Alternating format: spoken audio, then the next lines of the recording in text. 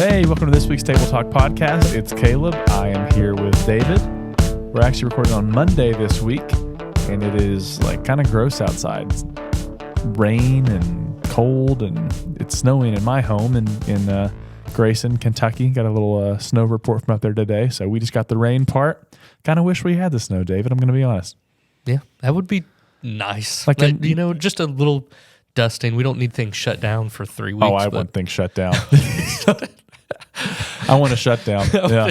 I want the roads to be covered. I want people to be able to get where they need to go, doctor's appointments, groceries, all the fun stuff, stuff you need. But you can't leave your house for 3 weeks. Yeah, that's right. Just hot chocolate and Christmas movies for 3 weeks. Hey, that does sound good. Yeah. Sounds extremely irresponsible, but tell me you wouldn't want that, you know. Yeah. It would be good. Mm-hmm. So it's a lot of ramen noodle. That's okay. You know what I mean? Yeah. If that's all you're eating. That's all I ate for 2.5 weeks in Korea. So, yeah. You paid a lot more money for that. That's true. Yeah. That's now you can just stay at home and do it at 98 cents a bag. That's or whatever. right. I'd love it. Yeah. That sounds cool. Yeah, I would like that. Something about me, none of this has nothing to do with our podcast, but something about me does yearn for like being back in high school or middle school when you get like the snow day notification, Man. Because we used to watch ours like across the bottom of the news. They'd plop it on the screen and it's like Carter County, Boyd County, close. Yes. Like it was just the best feeling. Yep. You'd get up and you're like fully awake, ready for school because it's like, I'm either going to have to go or not. And then boom, 10 minutes before you have to go, it pops up and you're like, this is so. I had been chasing that high since like I was 15 years old, and there's nothing that is compared. Yep, no internet to go check it. No, it was like just anxiously waiting. Oh my gosh, so I had a great part of life. I had a friend who this was like the foolproof way of knowing is like if the road in front of their house wasn't plowed by like 8 o'clock or 7 o'clock or 7 o'clock or whatever it was, then they weren't having school. Yeah. And it was always right. It's amazing. So it was like insider trading for you guys could have ran like a betting market. Yes, that's exactly right. Like, are they going to cancel? I don't know. Let me check with the odds are minus 230. Yeah. Yeah. So, but that was some insider trading that I had going on. Wow. And middle school. What a good part of life. Yeah. It was. That was way more peaceful, way more calm, as it were. Yeah. All felt calm. Yeah. At that time. Yeah. Less stress, less responsibility. Your parents just kind of took care of things. Yeah. It's like that. You spend your whole life waiting to grow up, and then you grow up and you're like, it'd be nice. If I could go back to that. Pizza rolls and Red Dead Redemption on a snow day. I would go back to that any day of the week. Yeah. Yeah. Yep. Good times. Yeah. So that was a good segue though. It was a good segue, yeah. To the series that we're in, All is Calm. Mm-hmm. Last week we talked about the beginning of the story and the big announcement of Christ coming and how he brings peace, and we talked about Mary a lot, and so this week you talked about calm in the chaos. Yeah, and that's again, we talked about it last week. That's a good message for this time of the year, which can feel so chaotic in so many different ways. Yeah, for sure. I mean, this is a very busy time of year.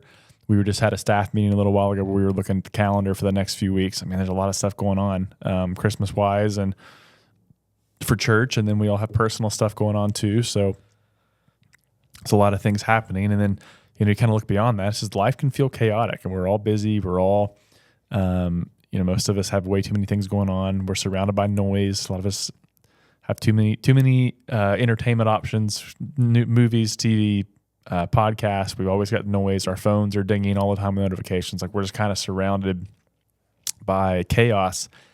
And that's not even to mention like the stuff within us. We may be in relational chaos or spiritual chaos or just kind of personal chaos within ourselves. Like, there's all these areas where things can feel out of sort. And that, I just feel like that gets like kind of amplified at Christmas because we feel like everything should be calm and nice and neat and tidy. And we even project and think that that's how the first Christmas was. And you get into the story, it's like, no, this was not a Hallmark movie. This was a chaotic situation that Jesus was born into. And there's a lot for us to take from that. Yeah, I can't even. We can't even actually imagine the chaos that they were feeling. I just don't even think we go through physically what they go through, and during that time, most of us wouldn't survive. A day in in the year zero. Of in Judea and just trying to survive was the everyday challenge. And in the midst of that, having a baby and having this special calling and having to travel and the fear of the government, not just are they coming after me or are they going to tax me way more, like this government's trying to wipe us out, is conquering us. Is something that we can't even, it's, as Americans, and 2025 is way harder for us to even imagine. Yeah, you can't. I mean, we talked about yesterday that there was like the inner chaos for like Joseph and Mary, their whole thing with Mary, oh my gosh, like I'm pregnant, I have this baby, like I don't, all these, and then Joseph's chaos of like not knowing the whole story at first. Like, man, did she go out on me? I got to end this and break this off. Like, what am I going to do? And all the chaos of that. But then, like you said, you add in the chaos of they're living under Roman oppression. By the time we get to Luke chapter 2, they're sent off on a census, which is a 70, 80-mile journey on foot with a very pregnant woman. Like, there's just all of this going on. And this is the mess that Jesus is born into. Like, he didn't come on, into this perfect scenario. He came into a very stressful, very chaotic kind of setup. And it shows us a lot about who God is, that Jesus entered the world under those circumstances. But yeah, it was a crazy period of time for sure, and very crazy for Joseph and Mary, just interpersonally and with themselves. Yeah.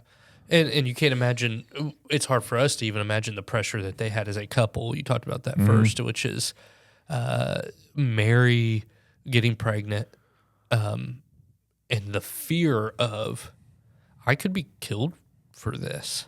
I like, in that culture, that culture, she could be killed for that, or at the very least shunned and sent away. And Joseph wrestling with, okay, well, it seems like he was going to try to be gentle and like, I'm just gonna say, yeah, we're not gonna do that, and just let it go.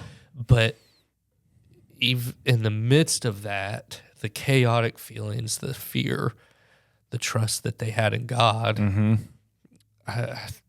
is unbelievable, and a good example for Jesus, their son. Yeah, like God sent his son to people on earth who would be a good example for their son. Yeah, right, exactly. I mean, Mary, says yes to God, and then Joseph is called a righteous man by Matthew. It's like these are two people that trust God and kind of accept their responsibility. And I'm sure they didn't know what they were saying yes to. They didn't fully comprehend what raising the Son of God meant. But their example, man, this story tears me up every time. There's a song by Chris Renzema called Mary and Joseph that I quoted some of it last week. And it's just like, if you go listen to that song and you put yourself in the shoes of like what they actually went through, and what they were actually saying yes to, and what they were actually surrendering, I mean, it's just like, I can't help but look to them as like people that I admire, but the story's not about them. The story is about their baby.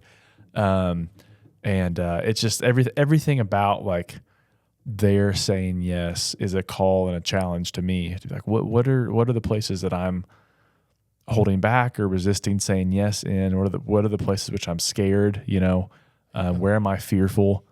And how have I seen God show up throughout my life, and how am I trusting that he's still going to show up and sustain me through whatever the next scary thing is? Yeah. It's a very human story. Absolutely. And one where I think, like you said, I think that people connect to it because it's such a human story, yet God is so obviously involved in part of it, and their willingness to say yes and to do it. is unbelievable. And so like because of the real story of that, I think it lends itself well to how can I put this into my life? And so what would you say out of that, out of the chaos, out of people's lives, what would you say, how can they take this and go, okay, what does this look like for me and during this season in 2025 as I'm preparing for, I can't believe this, 2026? Like what is this, how does this speak to me? What can I get from this? Yeah, well, I mean, I think the main thing that we took away on Sunday was that peace doesn't come from our circumstances. It comes from Christ being in our story. And so often we're trying to find peace in ourselves or in other people, or by like providing some type of security for ourselves, whether it's through a job or through money or through a relationship or just through like some type of like freedom even or fulfillment. We're trying to find peace, and we're all looking for it in different ways. And I think the story of Jesus's birth, and I think just the story of faith, is our circumstances cannot guarantee the peace we're trying to find. Only Jesus can do that. We can only find true peace, true shalom, true wholeness, things as they really should be in and through him. And so for us then, our desire and the way we do it is we open up our life to Jesus and we go, here's everything I am, everything I've got, everything I have, everything I want. Would you come be in the center of it? Because I trust that you are going to be the thing that provides me what I'm really, really looking for. It's not easy, but I think it is that opening up of our lives and inviting him in where we start to experience peace despite our circumstances. And I think we begin to learn that, just as the first Christmas story shows us, Jesus isn't afraid of our circumstances. He's not ashamed of them. He's not trying to get away from them. He's not trying to hide from them. He is more than willing to meet us where we're at, because that's how good he is. Yeah, and to add on to that a little bit is, not only is he afraid of not afraid of those, not only is he not afraid of those, he will use those chaotic times and how your faithfulness through those chaotic times, he will use that for other people as an example of, how do I live? It's like we can look to Mary and Joseph and say, man, they were faithful, they were strong, they were, even in hardship and the chaos, they stayed faithful to God and God brought them through. Yeah. And people will do the same thing with you, will do the same thing with us, is if you are faithful to God, even during the chaotic times, God will use that part of your story to make an impact on other people. Yep. Because you're not the only one going through this. Probably people all around you are going through a lot of the same things you're going through. And your story, you don't know how, once God brings you out of it, because I believe God will bring us out of all that chaos. And because I believe that coming through the other side, we can help people who are in the midst of that chaos. Yep. And so it is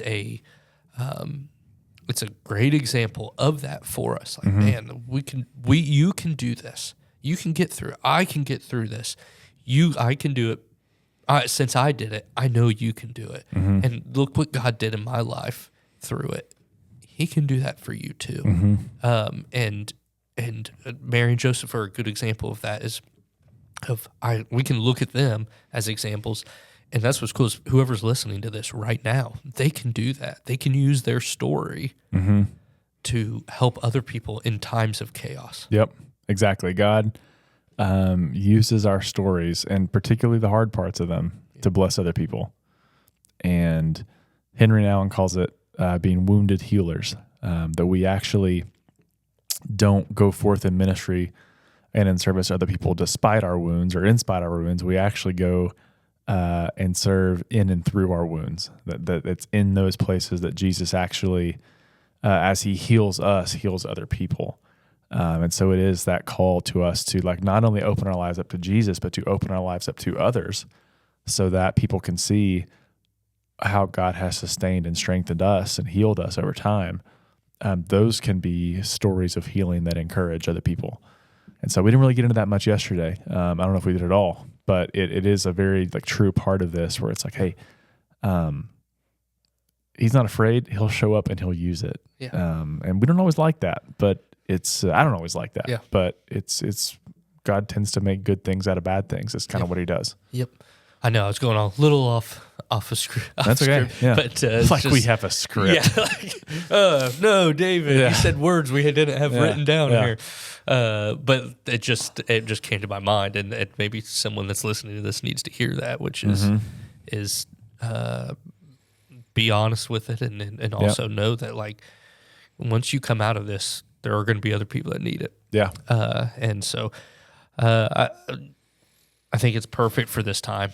I know people are probably feeling chaotic and squeezed, and every part of their lives just feels like the schedule just fills up. Like we're just looking through at our schedule through the beginning of the year, and it's like every day it just feels like hit after hit after hit. And whether that's self-imposed or just how life is. Yeah. Getting back to pre-COVID scheduling, where it's like there's no margin. No margin. And so I think it's good to be like, okay, hey, in this chaos, I can still have peace. Yeah. In this financial time, in this health crisis, when I'm really struggling, when our marriage is struggling, we can have peace and trust in God that He's going to show up in the chaos, and He could use me in my story. Yeah, well, that's the one thing that we talked about yesterday as like a practical step, was just to spend some time in silence this week. So just to try to mark out some time where it's just you, it's just God, it's quiet. You can do a couple minutes at a time through the day. It doesn't have to be a long thing, but just trying to really set aside some time to quiet the noise and to allow Jesus' peace to like surround you. That may be one way just to kind of get through these next few weeks. There's going to be a lot of hustle, a lot of noise. It's a shame. Like Christmas, it feels like it's more of a hurry up and get through it kind of thing a lot of times these days. And then let's really take time to enjoy the season. And so maybe just kind of carving out that space of silence could be a way to slow down, bring yourself back, recenter on who God is, and celebrate and remember what this period of time is all about. Yeah. I think that's a great suggestion, something everybody should do, and can be it's a good challenge because it's hard to do during this time. And don't hear it as like a guilt trip thing. I think that's an invitation. Yeah. It's not like did I pass or fail being quiet this week? It's like, no, I think that's the opposite of what the opposite point of it. Yes, which for sure. It makes it more stressful and more chaos. Right. It's like no, none of this is supposed to feel like a heavy burden. But it's like I think it's an invitation, it's a gift. It's like, hey, here's quiet. Like here's what your soul needs. Like you just need some space. You need some quiet. You need to turn things down. Don't ever hear anything like that from me, at least as another burden. So, I think it's an invitation and something that God wants to offer us to lighten our load. Yeah. But what do I do during that time, Caleb? What do I watch? That's a great question. Can I have reels during my quiet time? Yes, sure. I'm doing quiet time. Yeah. You're not. I hear it with TikTok. We're continuing this series. All is calm. Right. This coming week, working our way through. The birth story. Could you tell us a little bit about this upcoming week? Yeah. So Ron preaches this Sunday, and he'll kind of continue walking through Luke 2 into the angelic announcement to the shepherds, and we're talking about peace with others on Sunday. So you get that message from the angels. So hey, peace on earth and goodwill toward men on those whom His favor rests. So this idea that the birth of Jesus ushers in this not just peace for us individually, but peace of the people, that there's some type of desire for shalom and peace across the whole earth that Jesus' birth and his kingdom represents. We talked a bit yesterday about the contrast between Caesar Augustus as the son of the gods in the Roman world, and then Jesus, the actual Son of God. Like Caesar's kingdom is about control and power and dominance, and like here's Jesus' kingdom that is about like peace and humility and meekness and like unity between people. And so you get into that a little more this week with the announcement to the shepherds and all the implications that they were the first ones that knew. Like there's a lot there. Yeah. So Ron will get into that on Sunday, and it's one of those I'm a little jealous of that I'm not preaching, but I know he'll do a great job. And the message for all people, we don't realize how radical of a message that is, and it's a radical message for all people. Yep. And so that'll be a good one. Mm-hmm. So looking forward to it. So that's where we're going, and then we got 2 weeks of this series left, and then my goodness, it's 2026 basically. So what a crazy time, what a crazy year it's been, and we'll get back next week and we'll talk more about this on the Table Talk podcast. I hope you have an awesome weekend, and hopefully we'll see you at church on Sunday, and right back here next week on Table Talk.